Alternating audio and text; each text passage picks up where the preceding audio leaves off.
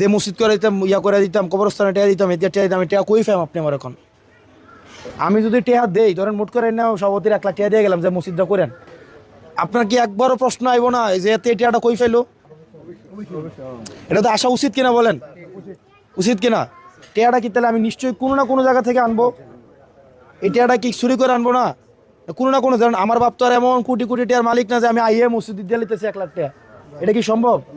এমন ধরেন আমি যদি আবার বুঝি যে আপনারা মসজিদে টেয়া না দিলে আপনি আমার ভোট দিতেন না, মানে আমি বলতে যেই দাঁড়াক, আপনারা রাস্তা ঠিক না করে দিলে আপনি ভোট দিতেন না, আপনার ফকটে 500 টাকার ফান খাইতে না দিলে ভোট দিতেন না, এরপর হয়েছে বাজারে 1000 টাকা না খরচ দিলে ভোট দিতেন না।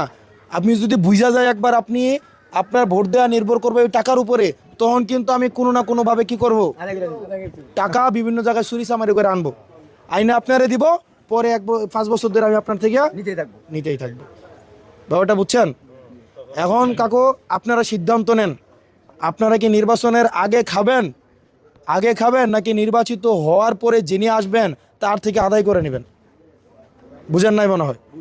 আমি আবারও বলি, মন খারাপ হয়ে গেছে আপনার। শুনেন, আমি মিশা কথা কইলে আমি পারতাম, ঠিক আছে করে দিলাম, এটা করে দিলাম, এটা করে দিলাম, পারতাম না।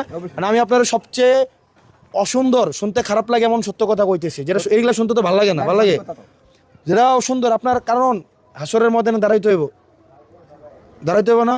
আপনি আজকে হয়তো আমার সালাম দিবেন, কিন্তু পিছন দিয়া 2 দিন পর, 4 দিন পর, 6 দিন পর, 6 মাস পরে আপনি বাটপার কইবেন না। এখন ধরেন